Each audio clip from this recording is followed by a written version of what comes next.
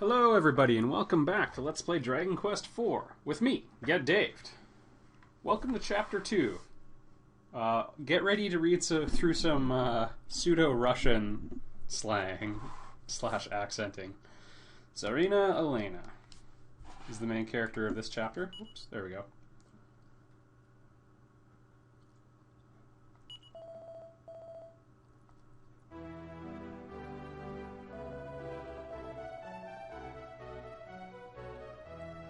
I do love how they talk.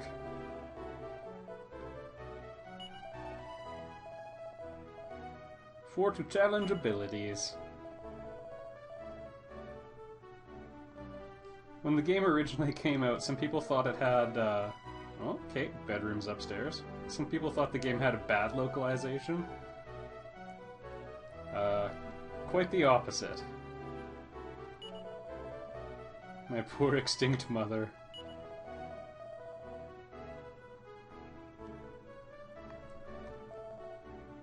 Zamoksva Castle. So yes, Alena, or Alena, I should say, is a bit of a tomboy, bit of a rebel.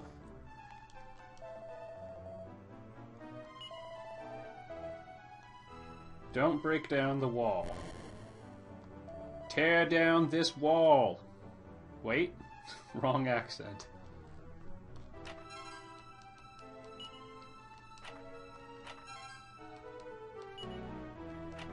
Alright, Feathered Cap. So that's actually a really good piece of equipment to get, especially in the early going. We'll talk more about this in a minute, but this chapter, it requires a bit of grinding. I'm going to off-screen probably 80% of it. There's not a ton, but there is some.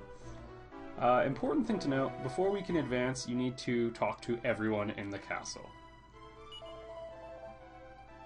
Thank you. I aspire that you are well as well.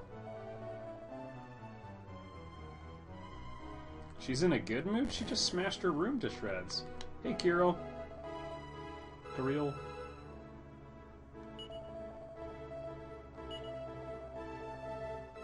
Aww. Yeah, he's kind of got a crush on Alena. Distrustful aura. Haha. Well, I'm sure that'll work out well.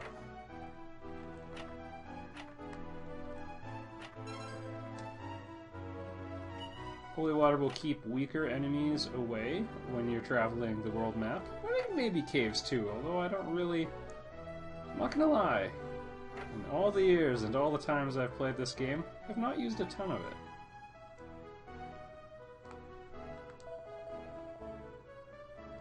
Okay. Dictates me not to permit that you are passing. Alright. We're trapped in here. Getting just a little bit of lag in here, but that probably is just because this is a fairly large area. Haha! Your girl the princess here, she's a pure tomboy altogether, they say. Well, hello.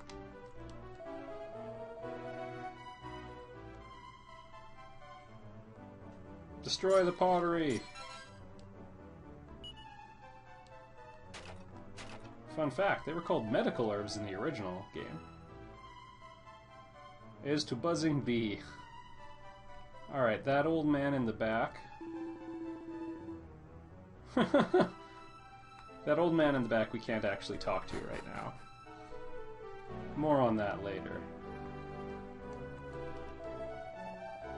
Yes.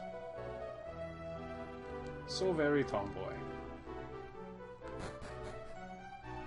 Okay, that should be everyone. And the wall has been corrected. Yep.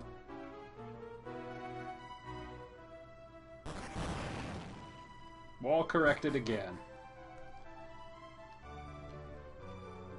You can see the nice crater she left in her room wall. I find this hilarious in a lot of the, when you talk to cats and dogs and stuff from areas where they have other accents, they spell it differently, so I always thought meow was quite funny.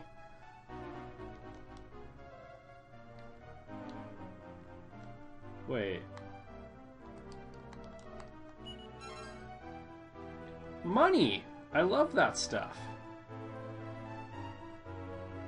Fun fact, I have never discovered that in the DS version. Until now.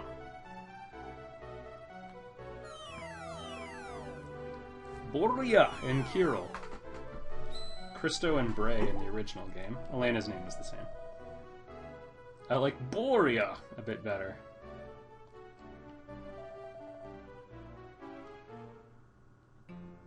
Alright, so we have a party of 3. Now, Ragnar in Chapter 1 started with actually pretty good starting equipment.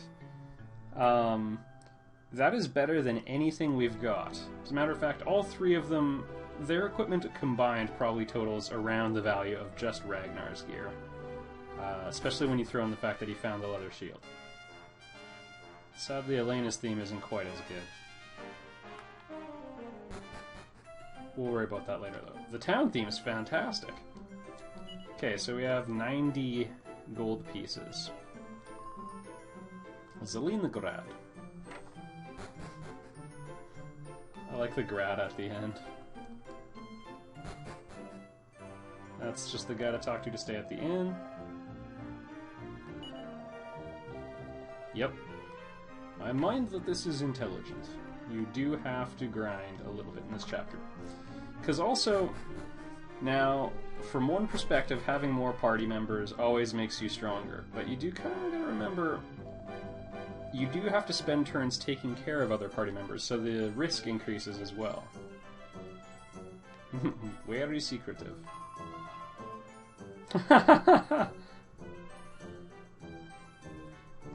Gov gov! Yeah, I like the Russian dogs too. I knew he was gonna say gov gov. Seat of Agility. I'm gonna save that one for the hero in Chapter 5. We don't really care about agility. Okay, I do recommend buying an oaken club for Alena. Another possible option is to try acquiring just enough money to buy a copper sword, which I am going to do, because Kirill has oaken club, so we can give that to Alena. No, actually, I'll do it right now. I was thinking I might look and see if I could find other things, but we can sell both medicinal herbs. Really, you probably shouldn't do this, but actually, I'm going to hold on to the holy water. That'll be my ace in the hole if I accidentally am about to be wiped out. I'll rely on that instead of, you know, medicinal herbs. Because Kirill does have the ability to heal. He's a defensive mage. Boria is an offensive mage. Ugh. Kirill has some decent related skills. He's not extremely weak.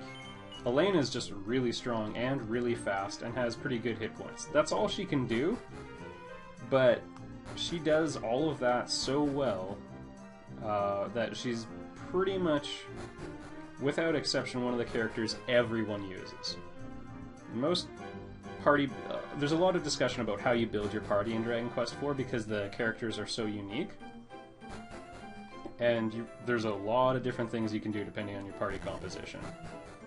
But pretty much everyone goes with the hero and Alena. The other two are the real variables.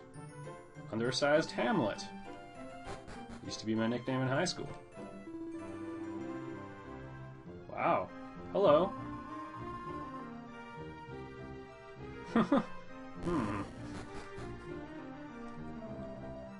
Hello, Joseph Starling. Ah, that's some good lyrical content there. And this will just give us the Vista. Just to clarify, Vistas are good things.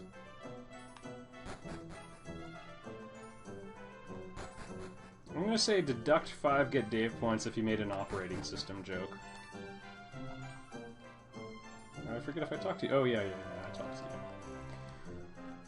you. Alright, so to advance the story, we need to go up here, but unlike in Chapter 1, we have to play it a little bit safer. So, Wigglies, these guys aren't exciting. Alena can just attack. Kirill, he's got heal right now. That's 2 MP to restore, the same as a medicinal herb, 30 to 40. Or 30 to 39, I think. Boria, extremely weak, but he has crack. Boria brought crack. Which makes for 20 damage points. At best.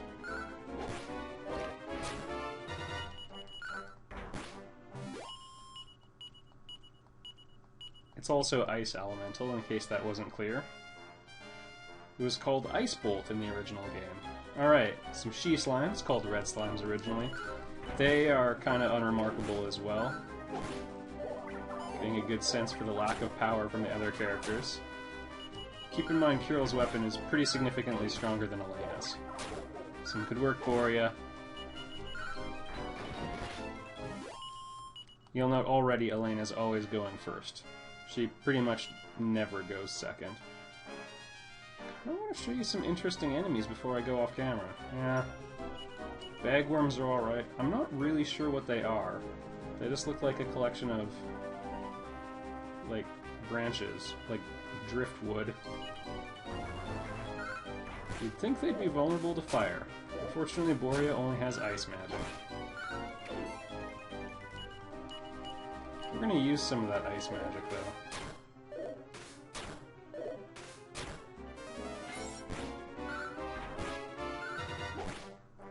They're actually, kind of stronger than I remember them. This could be an... Oh, they can muster strength. So yeah, we want these guys dead right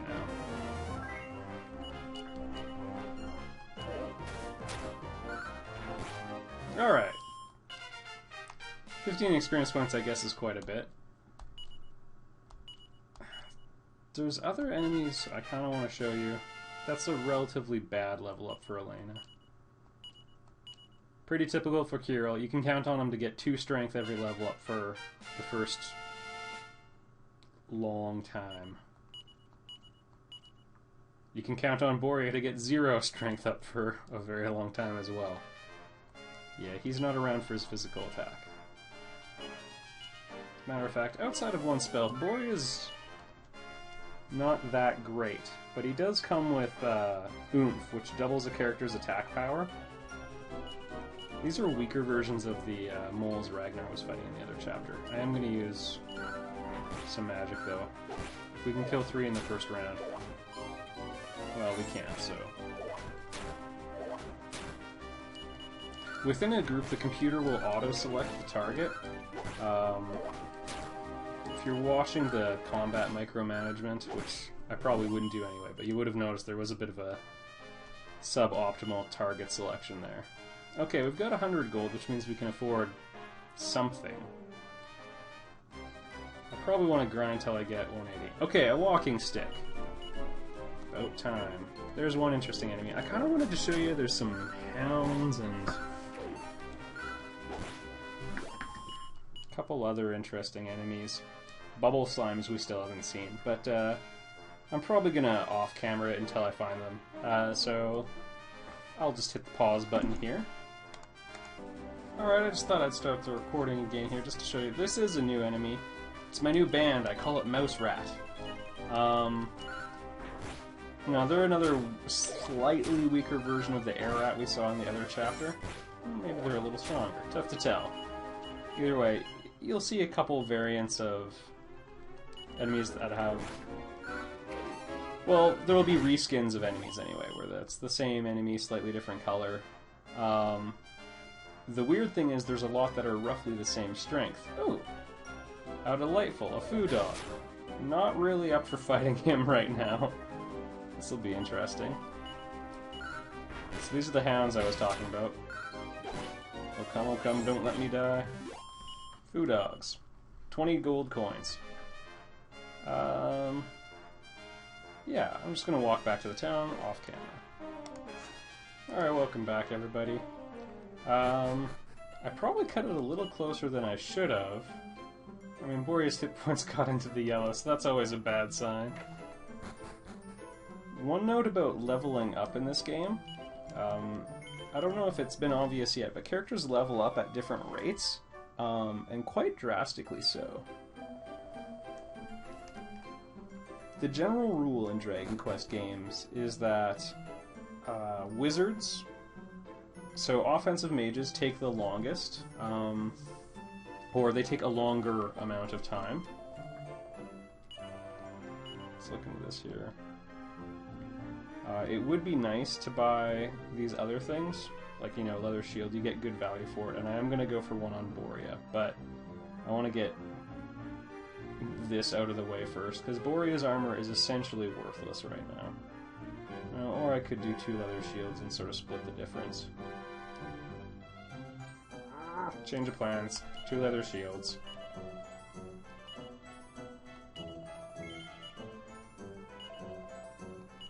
It's a 3 damage point off every hit, which, in case you haven't noticed, they have less hit points and less defense, so it's an issue.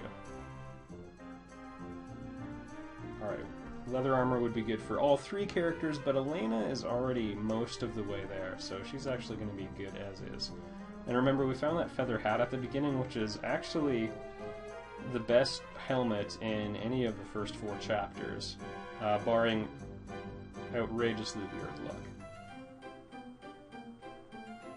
Alright, I'm going to go outside back to the grindstone, but I'm just going to finish my thought on leveling up. There's a chance it'll turn to night. Oh, never mind, I slept. It's back to noonday.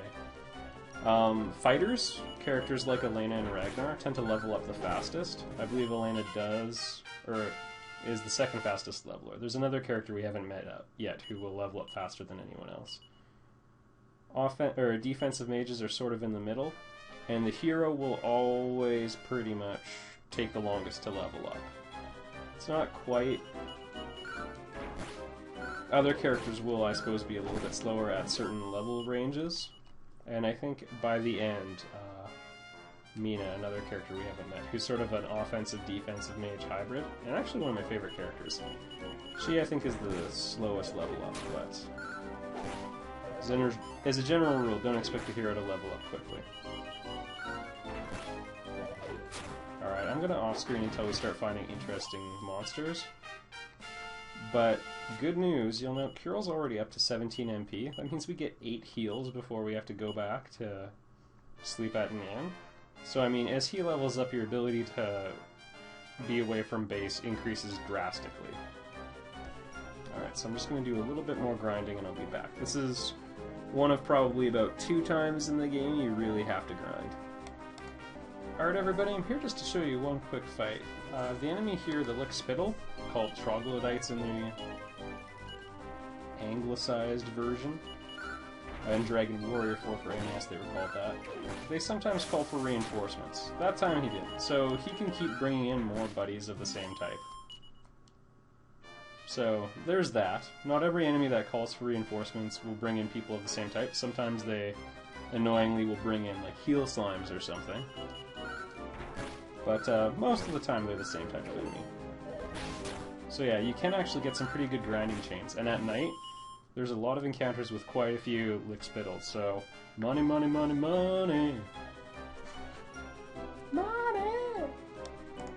Alright everybody, welcome back. So, I walked back to town, I ground to 427 gold, which honestly didn't take that long. 1 day in game time passed, and I mean, that just is not that much time.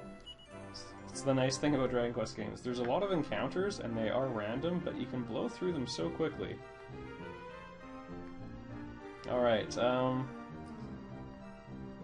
gonna pick up leather armor for Kirill. And I'm gonna let him hand his Wayfarer's clothes down to Borea to help him out. And the leather hat. It's really weak, but that's actually, like, I'm pretty sure the leather hat, the leather shield, and the leather armor is the best equipment Borea can get in the entire chapter, in terms of armor. So, I mean, we might as well just deck him out now, give ourselves a pat on the back for finishing that off.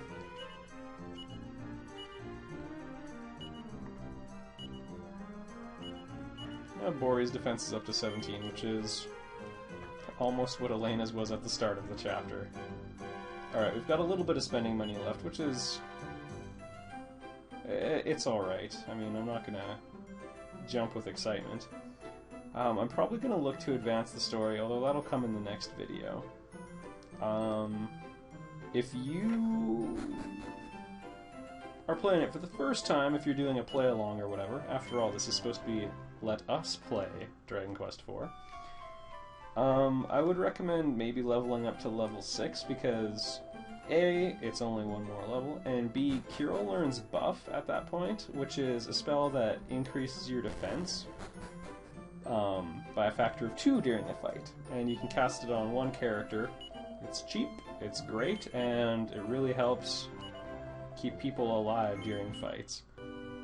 Boria at level 5 has learned Sap, which is a spell that, if it hits, reduces an enemy's defense to 0.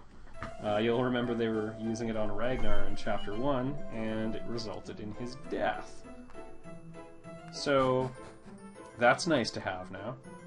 We're going to have the only group boss fight of the entire chapter coming up in the next video, so hopefully we're ready to rumble. I may regret not getting to level 6.